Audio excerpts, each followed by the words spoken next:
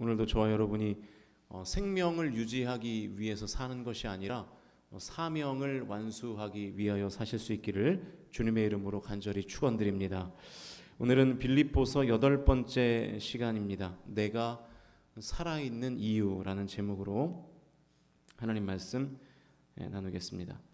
어제 살펴본 말씀 21절을 보면 사도 바울이 죽는 것도 유익하다라는 표현을 하고 있습니다. 이 유익하다라는 표현이 헬라어로 케르도스라는 단어인데요, 얻는다는 뜻입니다. 그러니까 유익하다는 것은 내가 죽음으로써 무엇을 얻게 된다는 말씀이시죠. 죽음으로 무엇을 얻는다는 뜻일까요? 당연히 예수 그리스도겠죠. 이 죽음으로써 그리스도와 완전히 하나 되는 것을 의미하는 것입니다. 빨리 육체의 방해물을 벗고 주님을 만나서 주님과 완전히 하나 되고 싶었던 것이었습니다. 그런데 바울은 지금 이 죽는 것과 사는 것 사이에 지금 끼어 있는 거예요. 22절 말씀인데요, 같이 읽어보죠. 22절 시작. 그러나 만일 육신으로 사는 이것이 내 일의 열매일진데 무엇을 택해야 하는지 나는 알지 못하노라. 바울은 죽어서 빨리 주님을 만나고 싶어 했습니다. 그게 바울의 지금의 소망이에요. 그런데 왜 바울이 무엇을 택해야 하는지 여전히 고민하고 있나요? 그 이유는 이 빌립보 교회와 아직 복음이 필요한 수많은 사람들이 있었기 때문이죠. 바로 사명 때문이었습니다. 바울의 사명이 아직 안 끝났기 때문에 죽음과 삶 사이에서 지금 바울이 고민하고 있는 것이죠. 23절과 24절을 같이 읽어보시죠. 23절, 24절 시작. 내가 그 둘 사이에 끼었으니 차라리 세상을 떠나서 그리스도와 함께 있는 것이 훨씬 더 좋은 일이라.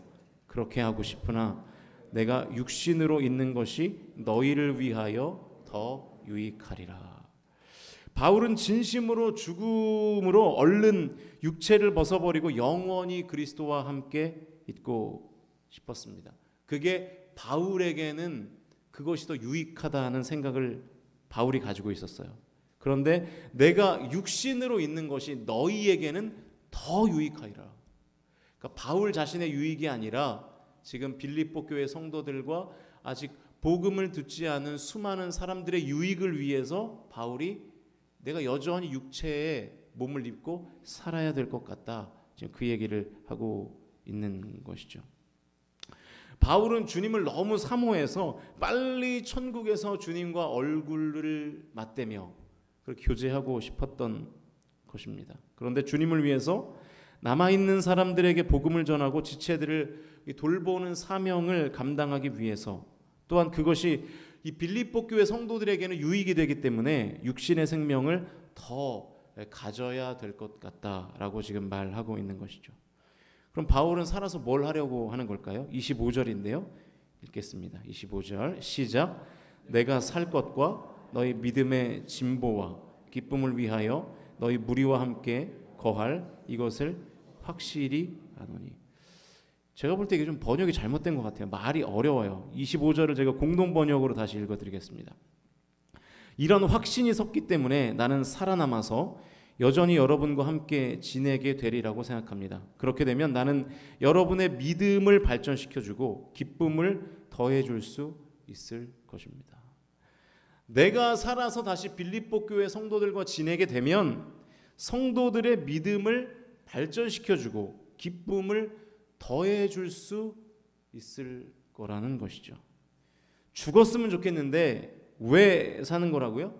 성도들의 믿음을 위해서, 성도들의 영적인 기쁨을 위해서 내가 더 살아야 될 것 같다. 한 가지 이유가 더 있는데요. 26절입니다. 시작.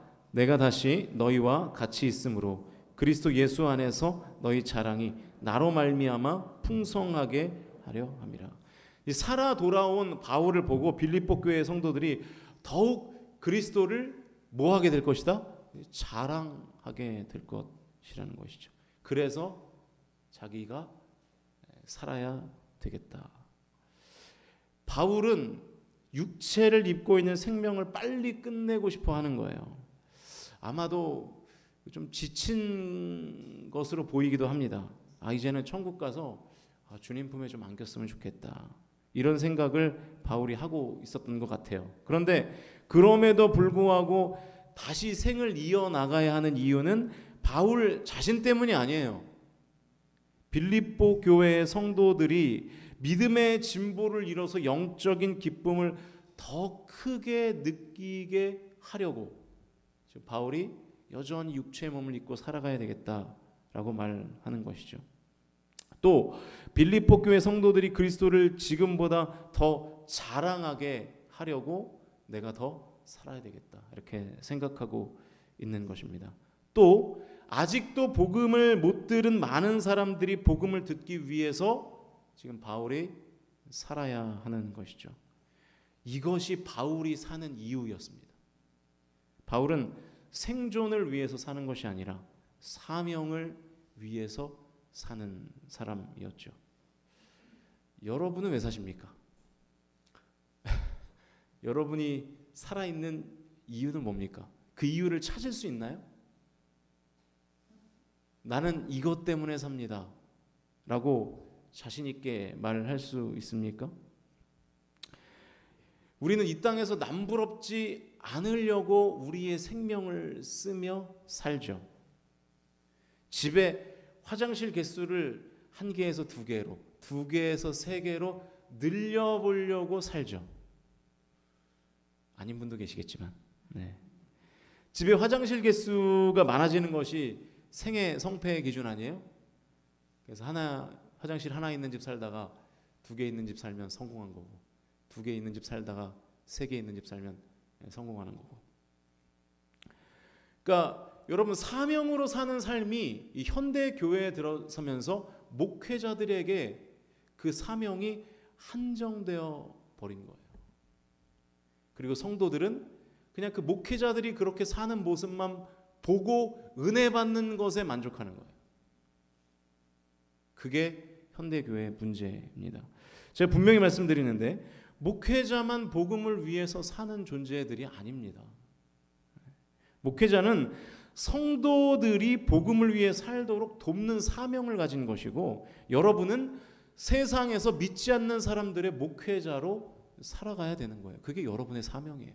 저는 교회 목회자로 사는 것이고, 여러분은 세상의 목회자로 살아가야 하는 것입니다. 그것을 위해서 여러분을 부르신 줄로 믿으실 수 있기를 주님의 이름으로 축복합니다. 화장실 개수나 늘리려고 하나님이 여러분에게 생명을 주신 게 아니라고요. 영역이 다른 것뿐이에요. 여러분이 바라는 목회자상이 있으시죠? 여러분이 저에게 바라는 게 있으실 거 아니에요? 우리 교회 담임 목사님은 이렇게 사셨으면 좋겠다. 그 바라는 상대로 여러분도 사셔야 돼요. 여러분도. 그래야 맞는 거예요. 그렇게 살고 계십니까? 그저 웃지요? 네. 저는 성도들을 위해서 그렇게 살아야 되는 것이고, 여러분은 여러분의 가정과 여러분의 직장과 여러분의 사업장에 있는 사람들을 위해서 그렇게 사셔야 되는 거예요. 영역만 다를 뿐이죠. 하나님이 저와 여러분에게 생명을 주신 이유는 이 땅에서 조금 더 럭셔리하게 생존하려고 생명을 주신 게 아니라고요. 하나님 나라를 확장하라고 생명을 주신 줄로 믿습니다. 그런데 어느 순간부터 이 복음의 이 일이, 소위 말하는 우리가 그냥 일반적으로 떠올리는 이 사명이 목회자들만의 영역으로 한정되어 버린 거예요. 성도들은 일주일 내내 세상의 것만 위해 살다가 주일에 와서 예배만 드리고 11조만 하면 모든 것이 다 용서되는 분위기가 되어버렸어요. 현대의 교회들이. 근데 그거는 성경적이지 않거든요. 여러분도 택하신 족속이요 왕같은 제사장이시라면서요. 맞죠? 그게 신약적인 그 사명자관 아니에요? 여러분도 하나님께 택함 받은 사람들이고 왕같은 제사장이잖아요.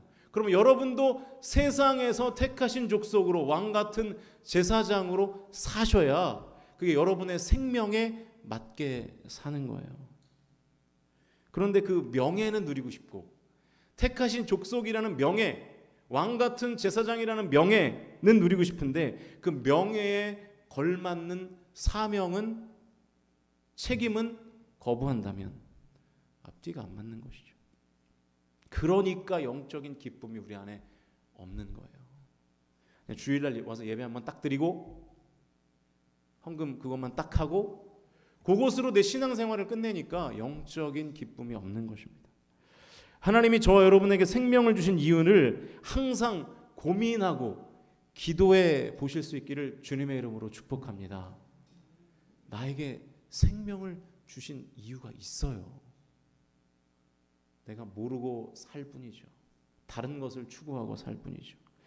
우리는 생존을 위해서 사는 존재들이 아니고 사명을 위해서 살아가는 존재인 줄로 저와 여러분이 믿으실 수 있기를 주님의 이름으로 간절히 축원드립니다.